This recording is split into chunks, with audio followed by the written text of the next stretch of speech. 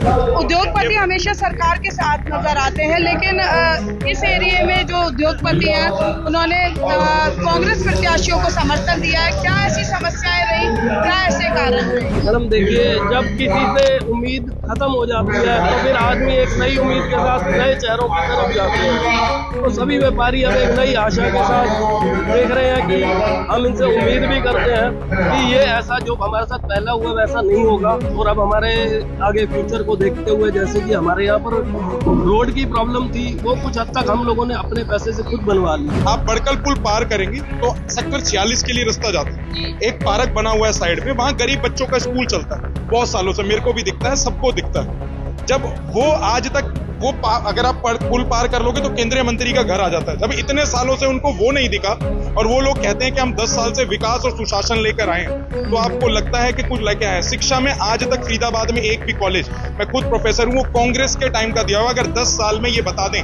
कि हमने एक स्कूल और एक कॉलेज भी खोला है, तो मैं खुद आपको कह सकता हूं कि आप जाकर ये सर्वे कर सकते हैं। 1000 से ज्यादा स्कूल इनके टाइम में बंद हुए। इतना टैक्स जाता है। फरीदाबाद आपका गुड़गांव के बाद दूसरे नंबर पे आता है जी टैक्स देने में। दूसरे नंबर पे आता है। क्या आपको लगा उस जगह फैसिलिटी? और आज तो भगवान का शुक्रिया कहता हूं मैं, 2014 के बाद आप जितनी भी चीजें बनी हुई देख रहे हैं उनमें खामियां देख रहे हैं, चाहे आप एयरपोर्ट हो या कुछ भी हो। तो आपको खुद सोचना चाहिए। मैं तो पहले ये पूछना भी चाहता था कि जिस जगह मैं खड़ा हूं कहीं 2014 के बाद तो नहीं बना। पता लगा भाई कब गिर जाए, पर ये शुक्र है कि 2014 से पहले ही बने हुए हैं, तभी ये मजबूत है। वोट कार्ड की बात कर लेते हैं, 10 में से सीमा तिरखा के विकास को कितने नंबर देना चाहेंगे? देखिए, लोगों को चेंज चाहिए। 10 साल उन्होंने बीजेपी को वोट दिया, क्या विकास हुआ आपके सामने है। अब लोग कहते हैं कि कांग्रेस को एक ना एक मौका तो जरूर देना चाहिए। आज बाजरी, भाकरी, पाली और डबुआ के उद्योगपति कांग्रेस प्रत्याशियों को समर्थन देते नजर आए। आखिर ये जरूरत क्यों पड़ी? तमाम उद्योगपति भी यहाँ पर मौजूद है और जानना चाहेंगे उनसे कि आखिर क्या कारण रहे जिसकी वजह से उन्हें अपना मन बदलना पड़ा यहाँ पर और कांग्रेस प्रत्याशियों को समर्थन देना पड़ा। सर, कहाँ पर उद्योग चलाते हैं, क्या नाम है आपका? ये डबुआ पाली एरिया। आज हमेशा जो उद्योगपति हैं वो सरकार के साथ नजर आते हैं। उद्योगपति हमेशा सरकार के साथ नजर आते हैं, लेकिन इस एरिया में जो उद्योगपति हैं उन्होंने कांग्रेस प्रत्याशियों को समर्थन दिया है। क्या ऐसी समस्याएं रही, क्या ऐसे कारण रहे? मैडम देखो, उद्योग जो है, उद्योग सरकार से सिर्फ बिजली मांगते हैं और काम करने की जो भी अनुकूल परिस्थितियां वो मांगते हैं। यहाँ पर इस टाइम बिजली की इतनी बुरी व्यवस्था है कि कोई भी आप ऐसा दिन नहीं कह सकते जब 2-4 घंटे का कट ना हो। और इतनी बड़ी इंडस्ट्री है इस एरिया में, सरकार को इसके लिए अलग से डेडिकेटेड फीडर लगाने चाहिए। लेकिन आज तक इतने साल हो गए, कोई डेवलपमेंट नहीं की गई है, बल्कि अफसरों की वजह से इन्होंने बिना गिनती के ऐसे कनेक्शन बांटे हैं जिसकी वजह से ओवरलोड बताते हैं कि पावर हाउस ओवरलोड है। अगर पावर हाउस ओवरलोड है तो गवर्नमेंट का रेवेन्यू भी बड़ा होगा उसमें जब कनेक्शन बांटे गए। आज प्रत्याशी है बट विजय प्रताप जी थे, नीरज शर्मा थे, लगा आपको कि समस्या का समाधान हो सकता है? मैडम देखिए, जब किसी से उम्मीद खत्म हो जाती है तो फिर आदमी एक नई उम्मीद के साथ नए चेहरों की तरफ जाते हैं। तो सभी व्यापारी अब एक नई आशा के साथ देख रहे हैं कि हम इनसे उम्मीद भी करते हैं कि ये ऐसा जो हमारे साथ पहला हुआ वैसा नहीं होगा। और अब हमारे आगे फ्यूचर को देखते हुए, जैसे कि हमारे यहाँ पर रोड की प्रॉब्लम थी, वो कुछ हद तक हम लोगों ने अपने पैसे से खुद बनवा ली। लेकिन जो बिजली की समस्या, उसमें हम लोग अपने पैसे समस्याओं का समाधान जरूरी है। बिल्कुल, देखिए, और कुछ और उद्योगपतियों से मैं रूबरू कराऊंगी कि आखिर क्या समस्याएं हैं, क्यों परेशान है और क्यों चाहते हैं कि इस बार कांग्रेस कुछ परिवर्तन लेकर यहाँ पर आए। आपकी इंडस्ट्री है सर यहाँ पे? मैं प्रोफेसर हूँ। अच्छा। मेरे ब्रदर की इंडस्ट्री है। मैं कहाँ पर है, कौन से एरिया में? इसी एरिया में। क्या कारण है कि अब कांग्रेस सरकार से आस लगानी पड़ रही है? मैम एक्चुअली क्या है, मैं पिछले 10 साल से मैं प्रोफेसर हूँ, तो मैं आपको बता सकता हूँ। मैं सिर्फ आपसे 2 बातें बोलूँगा, आप जाकर ये सर्वे भी कर सकते हैं और जज भी कर सकते हैं।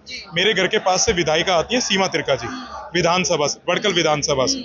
अगर आप उनके घर के पास जाकर देखेंगे तो पटेल चौक पर हनुमान मंदिर पड़ता है, उसके पास पेड़ के नीचे गरीब बच्चों का स्कूल चलता है। आप जाकर देख सकते हैं।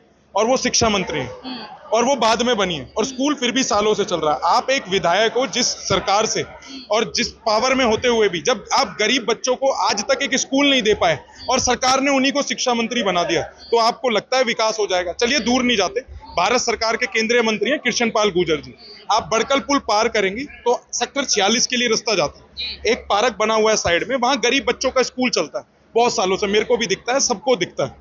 जब वो आज तक वो अगर आप पुल पार कर लोगे तो केंद्रीय मंत्री का घर आ जाता है। जब इतने सालों से उनको वो नहीं दिखा और वो लोग कहते हैं कि हम 10 साल से विकास और सुशासन लेकर आए हैं, तो आपको लगता है कि कुछ लेके आए हैं। शिक्षा में आज तक फरीदाबाद में एक भी कॉलेज, मैं खुद प्रोफेसर हूँ, वो कांग्रेस के टाइम का दिया हुआ। अगर 10 साल में ये बता दें कि हमने एक स्कूल और एक कॉलेज भी खोला है, तो मैं खुद आपको कह सकता हूं कि आप जाकर ये सर्वे कर सकते हैं। 1000 से ज्यादा स्कूल इनके टाइम में बंद हुए। यही एक ऐसी सरकार है जिसमें शिक्षा का सबसे कम बजट है, और आप इंडस्ट्रियल एरिया में खड़े हैं। देश के प्रधानमंत्री कहते हैं मेड इन इंडिया। जी, देश का युवा आगे आए, रोजगार दे, यंग बच्चे हैं जो कंपनियां खोल रहे हैं, बट क्या उनको वो फैसिलिटी मिल रही है? इतना टैक्स जाता है। फरीदाबाद आपका गुड़गांव के बाद दूसरे नंबर पे आता है जी टैक्स देने में, दूसरे नंबर पे आता है। क्या आपको लगा उस जगह फैसिलिटी? और आज तो भगवान का शुक्रिया कहता हूं मैं कि आज आपको इस दिन मीडिया वालों को बुलाया गया। जिस हिसाब से बारिश हो रही है, आप सिर्फ बाहर जाइए और आप यहां तक फरीदाबाद में कितनी देर में आप आ सकते हैं, वो आप खुद अंदाजा लगा सकते हैं। जाम की समस्या बड़ी समस्या है। आप सीवर की समस्या देख लीजिए मैम, बिजली नहीं है। 21,000 यूनिट नॉन कन्फर्मिंग, मेरे ब्रदर और बैठे हैं जिन्होंने करोड़ों रुपए यहाँ पर लगा के कंपनी यंग 1000 2,000 लोगों को रोजगार देने के बावजूद भी जब वो आप सरकार अनऑथराइज कहते हैं। 10 साल आप पूछ लीजिए, अगर विधायक, कोई भी विधायक बीजेपी का या कोई भी यहाँ से केंद्रीय मंत्री कभी यहाँ पर आए हों और लोगों की समस्याएं सुनी हो, क्या अगर आप जब देश में बिजनेसमैन को ही नहीं बढ़ाओगे तो आपको लगता है आप विकास कर पाओगे? क्या खाली गुजरात वालों के लिए रह जाएगा? और 2014 के बाद आप जितनी भी चीजें बनी हुई देख रहे हैं उनमें खामियां देख रहे हैं, चाहे आप एयरपोर्ट हो या कुछ भी हो, तो आपको खुद सोचना चाहिए। मैं तो पहले ये पूछना भी चाहता था कि जिस जगह मैं खड़ा हूं कहीं ये 2014 के बाद तो नहीं बना। पता लगा भाई कब गिर जाए, पर ये शुक्र है कि 2014 से पहले ही बने हुए हैं, तभी ये मजबूत है। इसीलिए सिर्फ बदलाव हमारे देश में जरूरी है शहर को बेहतर बनाने के लिए और लोगों की समस्याओं को। और आप सबसे बड़ी बात है पत्रकारिता, ये पंजाब केसरी का जो आप लेके खड़े हैं, आपको पता है ये सिर्फ फेमस इसीलिए हुए हैं क्योंकि ये तब से चल रहे हैं जब देश आजाद हुआ। इनकी भी एक भूमिका रही है। तो पत्रकारों को मेरे हिसाब से मुझे लगता है चौथा स्तंभ इसीलिए कहा जाता है, अगर वो ईमानदारी से अपना काम कर ले। और इस चीज में मैं नेशनल मीडिया तो नहीं बोलूंगा क्योंकि वो अपना ईमानदारी से काम नहीं कर रहे, बट हाँ जितने भी यूट्यूब हैं, सोशल मीडिया प्लेटफॉर्म्स हैं, वो इंडिपेंडेंट जो जर्नलिज्म कर रहे हैं आज के टाइम में, जो वो भूमिका निभा रहे हैं देश को बचाने में, वो मुझे लगता है नेशनल टीवी के भी मतलब मीडिया कर्मी नहीं वो कर रहे। आपसे भी मैं यही उम्मीद करता हूँ, आप वुमेन एम्पावरमेंट पे बात करती हैं, तो इस चीज में बदलाव की बहुत जरूरत है। ये आपको लगता है कि कांग्रेस की सरकार आएगी तो शायद इन समस्याओं से समाधान मिल सकेगा? मैम देखिए, पहले मैंने आपको बोला, सर ने भी बताया, मैं फिर रिपीट कर देता हूँ, पहले फकीराबाद कहा जाता था। जब आपको चौटाला जी की होती, आपको पता है अच्छे अच्छे उद्योग यहाँ से चले गए थे। कांग्रेस आई थी, कांग्रेस ने आप क्या नहीं दिया? सुशासन दिया, कॉलेज दिए, रोड दिए चलने लायक, आधे से ज्यादा परियोजनाएं जितने आप अपने घर में भी अपने लाइक बड़ों से पूछेंगे या बुजुर्गों से पूछेंगे, वो आपको बताएंगे जितनी भी योजना है वो कांग्रेस के टाइम की शुरू करी हुई है। इन्होंने तो सिर्फ रिबन काटे। बिल्कुल बिल्कुल, देखिए गुस्सा नजर आ रहा है यहाँ पर और तमाम लोग और भी मौजूद हैं। 30 नजर आ रही है। आनंद कांत भाटिया जी, आप हमेशा मुखर होकर कहते हैं आखिर ऐसा क्या हो गया जो अब उद्योगपति भी जो जय सरकार कहते थे अब कांग्रेस के दरवाजे पर खड़े हैं? देखिए, उद्योगपति का जो है ना वो प्रोफेशन क्या है कि वो अपना ही परिवार नहीं चलाता। एक यूनिट लगाने के बाद अगर किसी के पास 100 एम्प्लॉयज हैं तो वो 100 परिवार चला रहा है। अब जब आप उसको इग्नोर करके चलोगे तो उसके ऊपर जो जिम्मेदारी उन 100 परिवारों की है वो भी अपने परिवार की, अपने समाज की, अपने उसमें। आज हालत ये खराब हो गई कि हमें नॉन कन्फर्मिंग जोन में डाल के छोड़ दिया गया।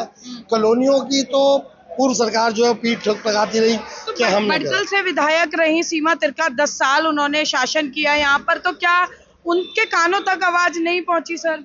देखिए, अगर कोई आवाज जो है वो पहुंचाई नहीं जाती है, जिनको जो दायित्व दिए गए थे उनको उन चीजों को खुद से देखना चाहिए था। अगर उन्होंने नहीं देखा है या वो अपनी आवाज वहाँ पुरजोर तरीके से नहीं पहुंचा पाएंगे तो वही तो बदलाव के कारण बनते हैं। आपको लगता है विजय प्रताप जो है लोगों के मन में जगह पक्की करते हुए जा रहे हैं, आगे बढ़ रहे हैं? देखिए, विजय प्रताप के अपना अगर आप पिछले इलेक्शन का मार्जिन देखेंगे तो 2545 वोट। अब जो एंटी कंपेंसी वोट है वो इतना ज्यादा हो चुका है क्योंकि हम लोग ना खाली जबानी जमा खर्च में रह गए उधर से। और हम धरातल के ऊपर प्लेटफॉर्म जो है कोई भी ऐसा तैयार नहीं कर सके जिससे हम किसी को ये बता पाए कि ये हमारी सरकार की उपलब्धियां हैं। बिल्कुल बिल्कुल। देखिए और भी उद्योगपति है। सर क्या नाम है आपका? सतीश टुटेजा, कहाँ उद्योग चलाते हैं सर? पाली में। तो क्या समस्याएं हैं सर आप लोगों की? क्या लगता है कि बडकल इस बार सच में परिवर्तन चाहता है क्या? हाँ, बडकल बिल्कुल परिवर्तन चाहता है क्योंकि लोग बहुत त्रस्त हैं, लोग दुखी हैं। यहाँ पे बिजली की समस्या है, रोडों की समस्या है, हर जगह खुदाई हुई पड़ी है, बिजली नहीं आती है, 5-5 घंटे 10-10 घंटे बिजली नहीं मिलती है, लोग बहुत परेशान हैं। और अनऑथराइज कह के ये बोला जाता है कि यहाँ पे तो ये अनऑथराइज एरिया, हम कुछ कर ही नहीं सकते, जबकि गवर्नमेंट को टैक्स हम दे रहे हैं, हर चीज़ हम दे रहे हैं और क्या हमारे पैसों से ही सारी पूरे ये फरीदाबाद चल। राजस्व में गुड़गांव के बाद नंबर आता है। क्या नाम है आपका? मेरा नाम रविकांत भाटिया है। जी। मैं यहाँ पे एक फैक्ट्री चला रहा हूँ पिछले 10 साल से। हम लोग यहाँ भाकरी में ही चला हाँ रहे जी, भाकरी में ही।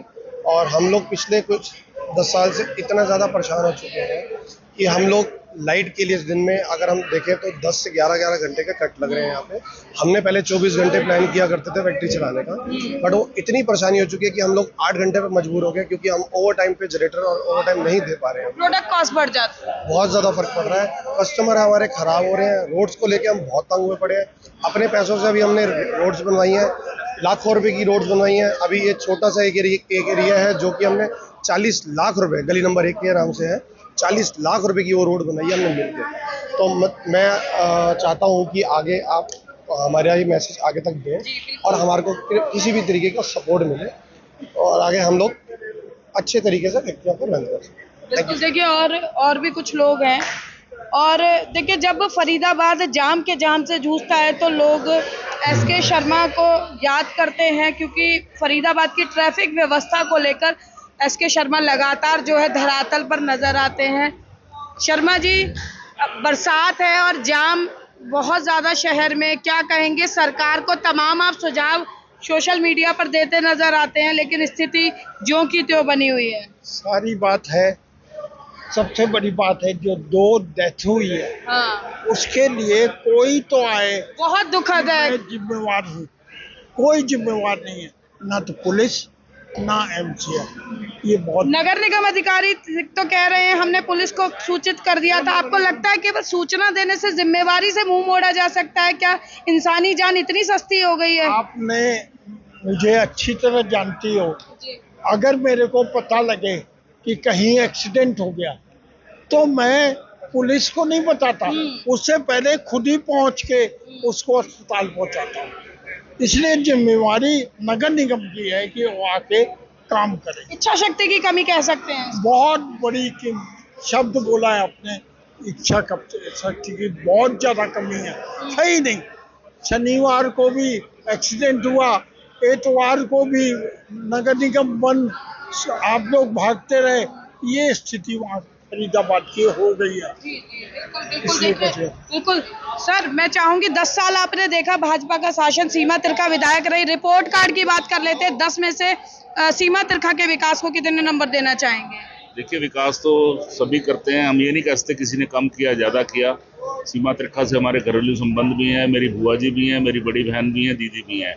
देखिए, विकास तो किया और ऐसा नहीं कि विकास नहीं किया, बट अब उनको टिकट ना मिलना और ये पार्टी का निर्णय है, हम तो इस वक्त। आपको लगता है कि विजय प्रताप आप यहाँ पर आए हैं, कांग्रेस प्रत्याशी नीरज शर्मा भी यहाँ आए हैं, कि जो उम्मीदें रह गई थी उन उम्मीदों को पूरा करने में ये एक भूमिका निभा सकते हैं? देखिए, लोगों को चेंज चाहिए। 10 साल उन्होंने बीजेपी को वोट दिया, क्या विकास हुआ आपके सामने है। अब लोग कहते हैं कि कांग्रेस को एक ना एक मौका तो जरूर देना चाहिए। बिल्कुल। देखिए, ये एक बड़ी बात चल रही है और बदलाव चाहते हैं लोग, समस्याओं से त्रस्त हैं। अब देखना ये होगा कि अपने वोट की चोट से जनता जो है किस तरह का बदलाव लाती है। कैमरा पर्सन शिवम के साथ फरीदाबाद से पूजा शर्मा, पंजाब केसरी। हमसे जुड़े रहने के लिए हमारे YouTube चैनल को सब्सक्राइब करें और नई वीडियो की नोटिफिकेशन के लिए बेल आइकॉन को दबाएं। अगर आप ये वीडियो Facebook पर देख रहे हैं तो लाइक जरूर करें और ज्यादा से ज्यादा शेयर करें। धन्यवाद।